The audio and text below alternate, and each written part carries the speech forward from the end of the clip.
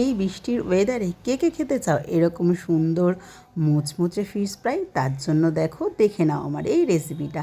আমি এখানে লোটে মাছ নিয়েছি, আর লোটে মাছগুলো কেটে দুভাগ করেছি, দুভাগ করে কিন্তু লোটে মাছের লেজাটাই নিয়েছি।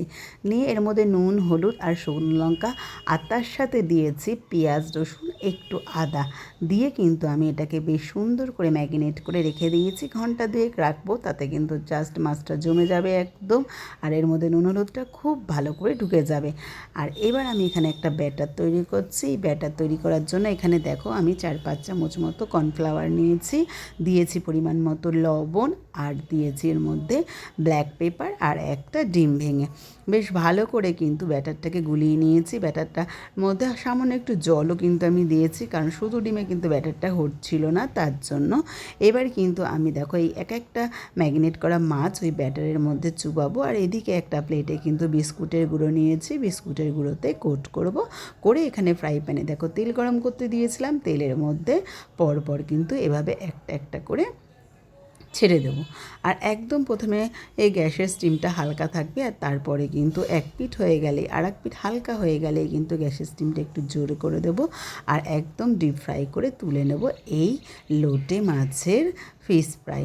খেতে কিন্তু বন্ধুরা জাস্ট দারুণ, একদম মুচমুচে করকরে এই লোটে মাছের ফ্রাই কিন্তু খুব ভালো হয়। আর এরকম বর্ষাকালে এর কিন্তু খেতে এই সব জাস্ট কিন্তু জমে যায় সন্ধেটা। সবাই মিলে, বন্ধুরা মিলে এক জায়গায় বসে গল্প করতে করতে দেখবে জাস্ট দারুণ লাগবে বন্ধুরা তোমাদের। আমার এই রেসিপিটা কিন্তু একদমই ঘরোয়া, আর তোমরা দেখলে একদম খুব সহজ উপায়ে কিন্তু ঝটপট 10-15 মিনিটের মধ্যেই হয়ে যায়, মাছটা শুধু ম্যারিনেট করে রাখলে। তো চলো বন্ধুরা, আমার এই রেসিপিটা যদি তোমাদের ভালো লাগে অতি অবশ্যই লাইক, কমেন্ট, শেয়ার করে দিও। আমার রেসিপিটা যদি তোমরা ফেসবুক থেকে দেখো তাহলে ফেসবুক পেজটা ফলো করে দিও, আর ইউটিউব থেকে দেখলে আমার ইউটিউব চ্যানেলটা সাবস্ক্রাইব করে রেখো বন্ধুরা, নতুন এরকম ছোট্ট ছোট্ট ঘরোয়া ভিডিও পাওয়ার জন্য।